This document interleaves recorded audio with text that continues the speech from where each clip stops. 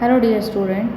In this video we will study about the another type of lipid that is sterols, right?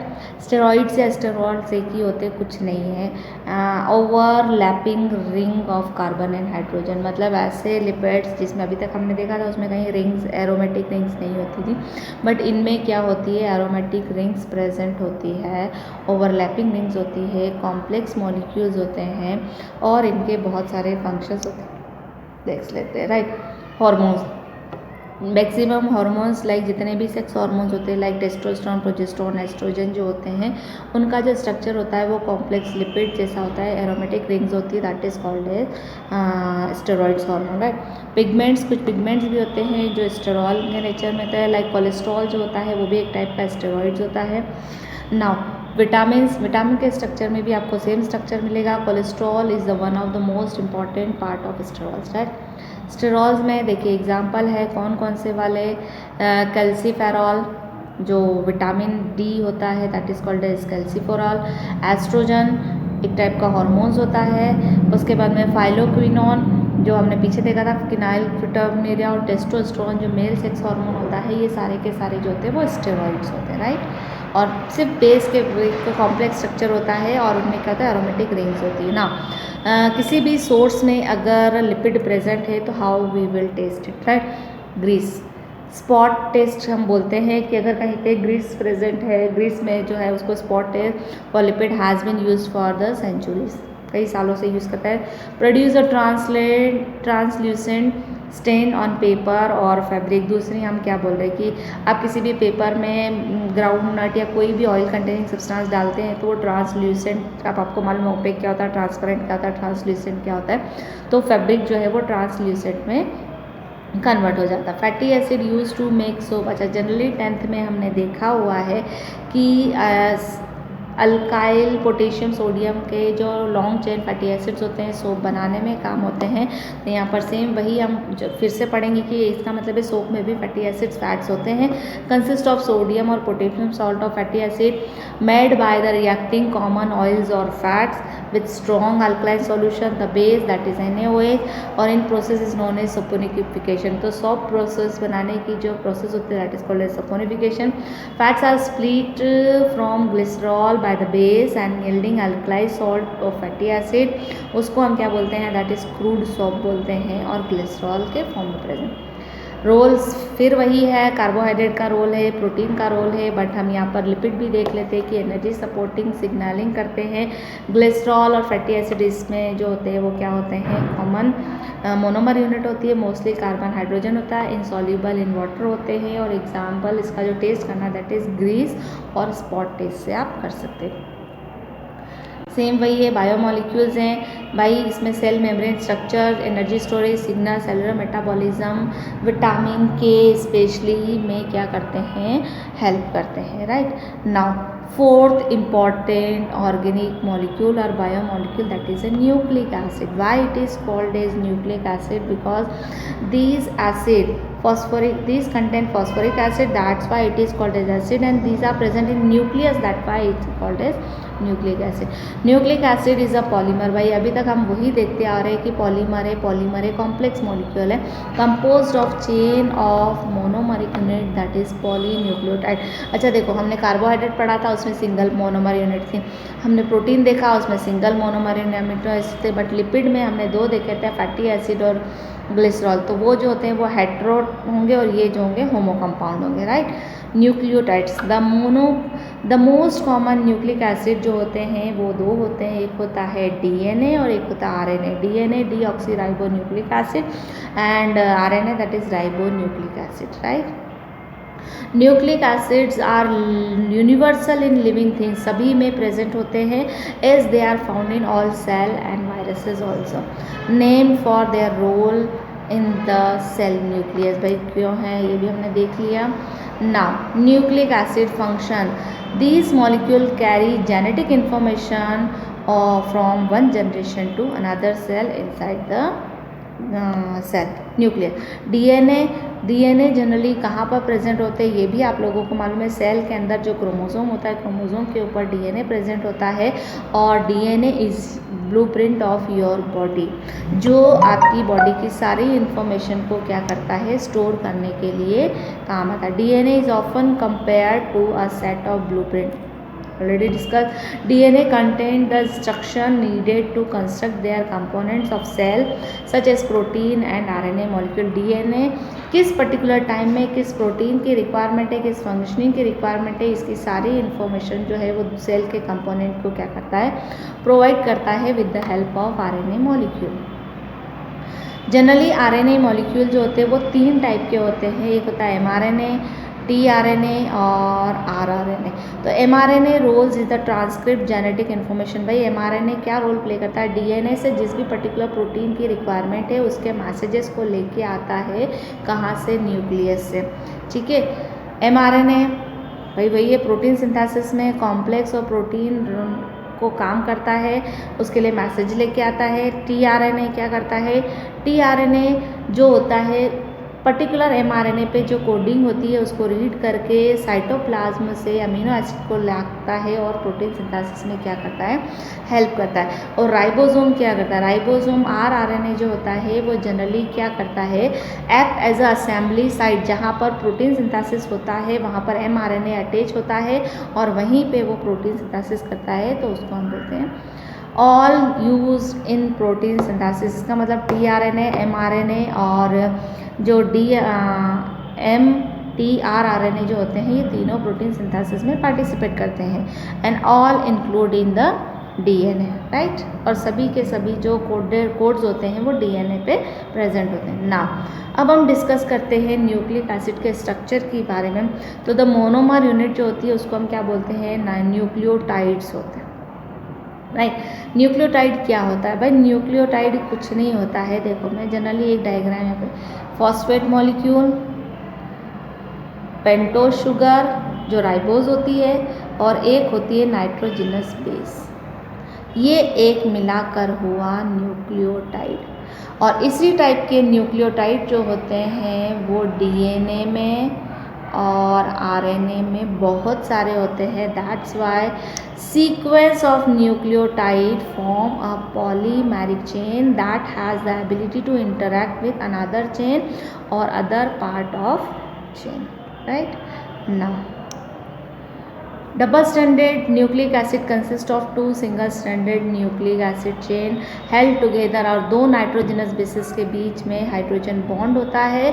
And such as in DNA double, और DNA जो होता है वो double helix होता है, RNA single stranded होता है, fold back. और सिंगल स्ट्रैंडेड होने के कारण जो जनरली tRNA होता है उसका जो स्ट्रक्चर होता है वो जनरली ऐसा, मतलब खुद ही फोल्ड करके और खुद ही क्या कर लेता है, उनके बीच में बॉन्डिंग बना लेता है, ये आरएनए का। बट tRNA में क्या होता है, 2 स्ट्रैंड सिंगल सिंगल होते हैं और उनके बीच में क्या होता है, हाइड्रोजन बॉन्ड होता है, राइट। न्यूक्लिक एसिड सेम भाई हमने अभी ये देखा है कि जो डीएनए होता है वो डबल स्ट्रैंडेड होता है, आरएनए जो होता है वो सिंगल स्ट्रैंडेड होता है। अच्छा यहाँ पर आपको दिख रही है AGC दिख रही है और T ऑल्सो।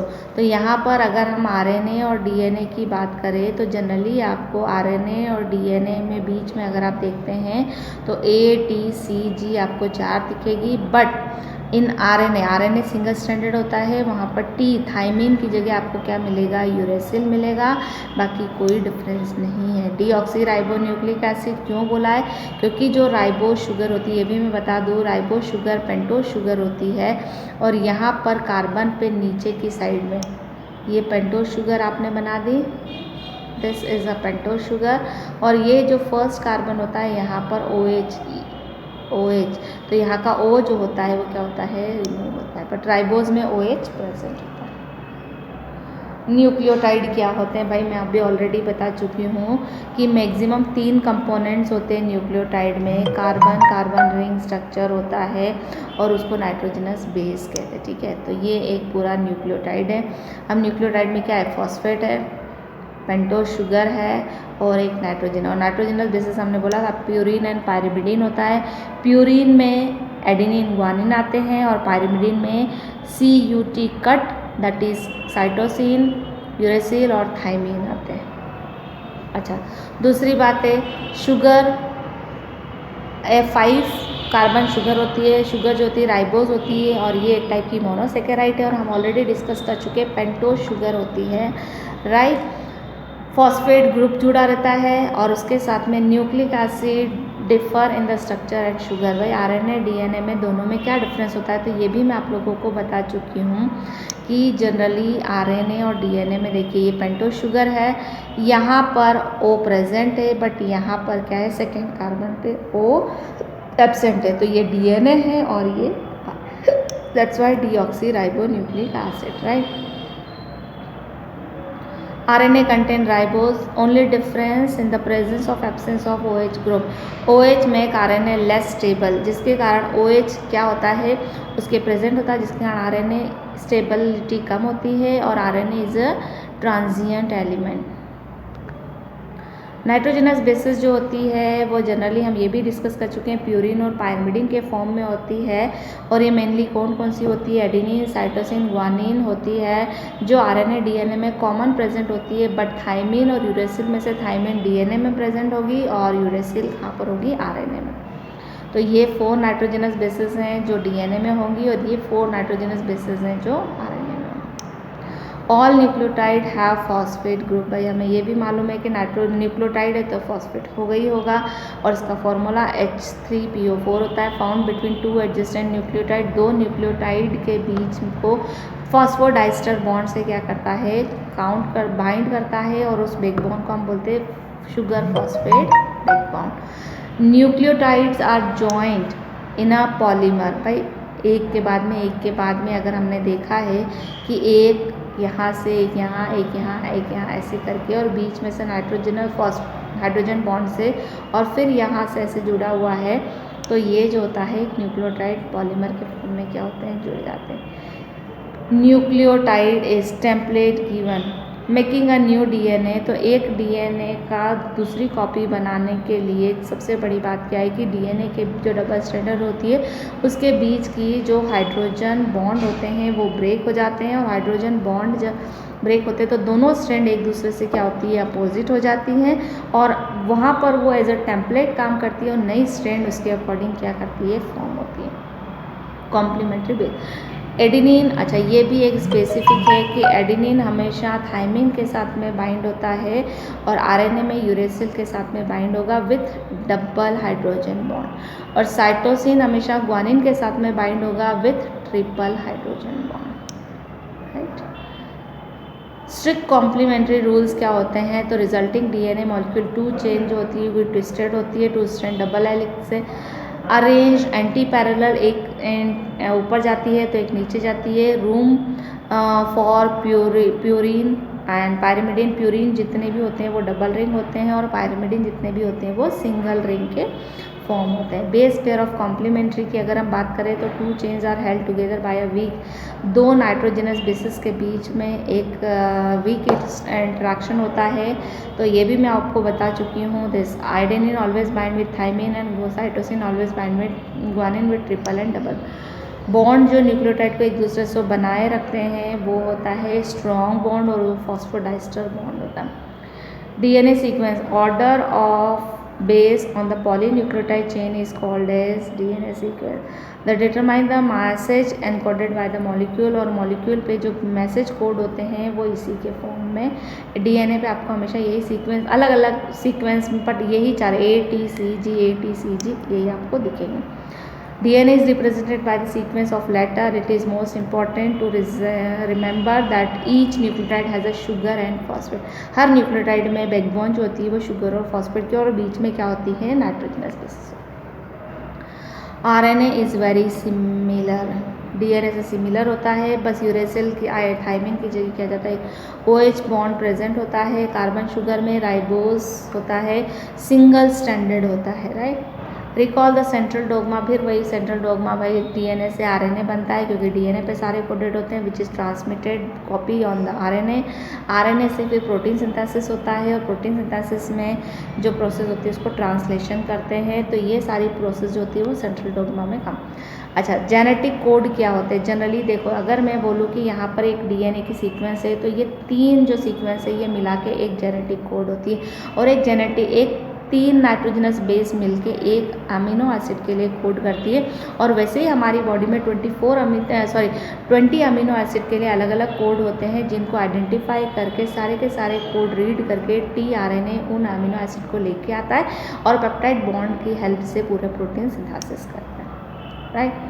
ये देखो, मिथियोनिन के लिए, एलानिन के लिए, ग्लूटामिन के लिए, लियोसिन के लिए अलग अलग अमीनो एसिड के लिए अलग अलग कोड्स होते हैं, और उसी के अकॉर्डिंग आपकी बॉडी में प्रोटीन होता है। Nucleotides are used for the energy and signalling. Energy और सिग्नलिंग के लिए कहाँ से करता है वो भी आपको दिख रहा है। एटीपी में एडिनोसिन ट्राइफॉस्फेट होते हैं, तो यहाँ पर ये हाई एनर्जी बॉन्डिंग है, ठीक है। जीटीपी है, ये सारी आपको, जब जीटीपी है तो एनर्जी सिंथेसिस हो रही है, और जब यूज़ होती है तो जीडीपी कन्वर्ट हो जाती है। डिटेक्टिंग आरएनए और डीएनए को डिटेक्ट करने के लिए जो हम टेक्निक यूज़ करते हैं that is called as electrophoresis technique, right. और इसमें हम कुछ डाई भी यूज़ करते हैं, क्यों? क्योंकि डीएनए जो होता है वो जनरली कलरलेस होता है, बेस्ड इन इथिडियम ब्रोमाइड, और वो जो डाई होती है वो इथिडियम ब्रोमाइड होती है।